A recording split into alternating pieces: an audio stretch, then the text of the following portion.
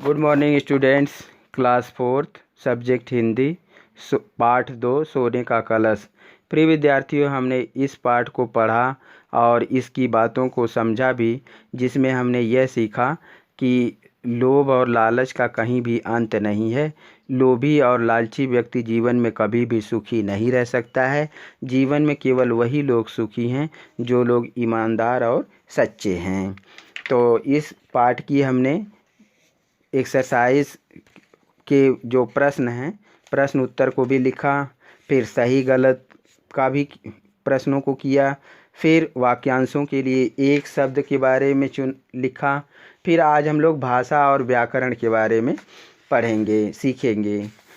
तो दिया गया है, नीचे दिए गए शब्दों के पर्यायवाची शब्द लिखो। तो पर्यायवाची शब्द किसे कहते हैं? जो शब्द समान अर्थ देते हैं उन्हें पर्यायवाची शब्द कहते हैं। समान अर्थ कई शब्द रहेंगे लेकिन उन शब्दों का अर्थ एक ही होगा, तो समान अर्थ देने वाले शब्द पर्यायवाची शब्द कहलाते हैं। जो जैसे क है, अतिथि और मेहमान दोनों का अर्थ एक ही है। अतिथि जो जिसके आने की कोई तिथि ना हो, जो हमारे घर मेहमान आता है उसको क्या कहते हैं? अतिथि। और मेहमान का भी अर्थ वही है।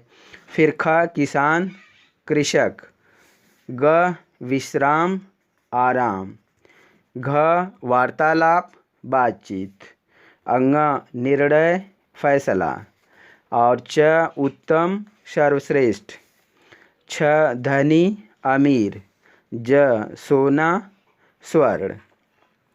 नीचे दिए गए वाक्यों में से सर्वनाम शब्द छांट कर लिखो। तो सर्वनाम किसे कहते हैं? जो शब्द संज्ञा के बदले प्रयोग किए जाते हैं, जो शब्द संज्ञा के स्थान पर वाक्य में आते हैं, वही शब्द क्या कहलाते हैं? सर्वनाम कहलाते हैं। तो अब देखिए, जैसे क में वह सेना लेकर भारत में घुसा, तो वह किसके बदले में आया है? संज्ञा के बदले में आया है। संज्ञा कौन होता है यहाँ पर? तैमूर लंग। तैमूर लंग सेना लेकर भारत में घुसा। तो तैमूर लंग किसी के नाम, किसी वस्तु, प्राणी, स्थान, गुण, भाव के नाम को संज्ञा कहते हैं। तो किसी प्राणी, वस्तु, स्थान, गुण, भाव के नाम को, वस्तु के नाम को संज्ञा कहते हैं। तो यहाँ पर व्यक्ति का नाम है प्राणी, तो वो प्राणी कौन है? तैमूर लंग है। तो तैमूर लंग के स्थान पर कौन आया? वह आया है, तो वह क्या है? सर्वनाम है। ख अचानक उसकी सैर करने की इच्छा हुई, तो उसकी में किसकी? तैमूर लंग की। तो तैमूर लंग के स्थान पर कौन आया? उसकी आया है, तो उसकी क्या है? सर्वनाम है। ग इसे खेत में सोने से भरा एक कलश मिला है, तो इसे किसके लिए आया? किसान। किसान को खेत में सोने से भरा एक कलश मिला है ना, तो इसे क्या होगा? सर्वनाम होगा। घ यह ठीक कहता है मुखिया जी, यह किसके लिए आया है? किसान के लिए आया है, तो यह क्या होगा? सर्वनाम होगा।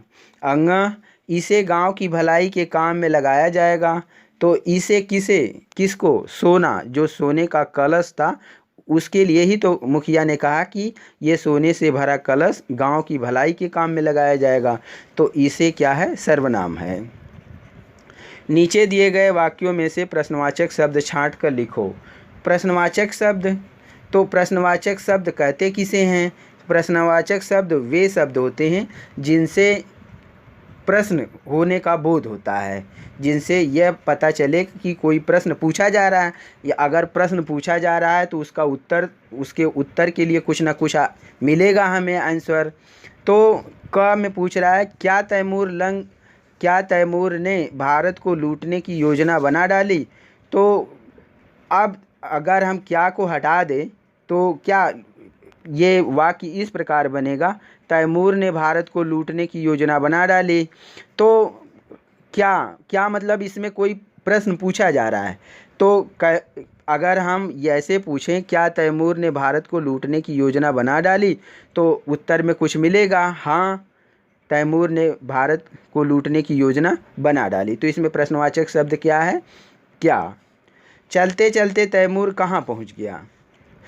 अगर कहाँ को इसमें से हटा दें, तो चलते चलते तैमूर पहुँच गया, तब तो कोई प्रश्न नहीं बन रहा है। लेकिन चलते चलते तैमूर कहाँ पहुँच गया, तो इसका मतलब कोई प्रश्न पूछा जा रहा है, इसके उत्तर में कुछ मिलेगा। कहाँ कहाँ पहुँच गया, गांव में पहुँच गया।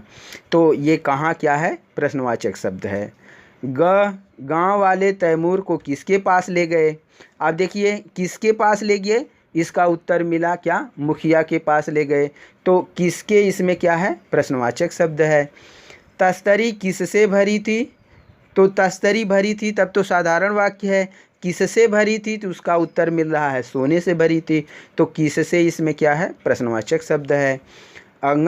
किसान आपस में क्यों झगड़ते हुए वहाँ आए, तो क्यों इसमें क्या है, प्रश्नवाचक शब्द है। क्यों, क्योंकि क्यों से ही पता चल रहा है कि किसान आपस में क्यों झगड़ते हुए वहाँ आए। तो सोने के कलश के उत्तराधिकार के लिए, कि सोने का कलश का पर हक किसका बनता है, कि खेत बेचने वाले का बनता है कि खेत खरीदने वाले का बनता है। इसी बात का तो दोनों किसानों में झगड़ा था, इसीलिए तो वो मुखिया के पास आए थे।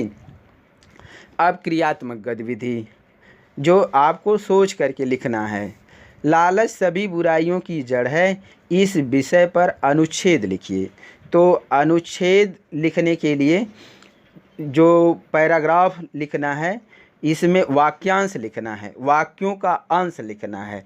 मतलब 4, 6, 10 लाइन जो भी आपकी समझ में आता है, वो कुछ वाक्यों को आप ऐसे लिखिए जो एक दूसरे से संबंधित हों। तो सबसे पहले जैसे लालच सभी बुराइयों की जड़ है, तो बुराइयां कहाँ से शुरू होती हैं, लालच से। जब व्यक्ति लालच करता है वहीं वो किसी के हक को छीनता है, और जब वो किसी के हक को छीनता है तो वहीं से बुराई की उत्पत्ति होती है। तो लालच का मतलब है अपनी ज़रूरत से अधिक पाने का प्रयास करना। तो जैसे एक उदाहरण के द्वारा मैं आपको समझाता हूँ कि एक व्यक्ति था, एक किसान था, या एक गृहस्थ था। तो एक व्यक्ति था जिसके पास एक मुर्गी थी और वह रोज़ एक अंडा देती थी। तो किसान को उस व्यक्ति को एक मुर्गी के अंडे से संतोष नहीं था। तो वो चाहता था कि सारे जो अंडे हैं वह मैं एक ही दिन में पा जाऊं। तो उसने क्या किया कि मुर्गी को एक दिन उसके पेट को चीर दिया, और वो उस चीर करके उसके पेट को सारे अंडे एक साथ निकाल लेना चाहता था, ताकि मुझे ढेर सारे अंडे मिल जाएं। तो इसलिए वो मुर्गी का पेट काट दिया। तो जब उसने मुर्गी के पेट को काट दिया तो उसने देखा कि उसके अंदर एक भी अंडे नहीं है।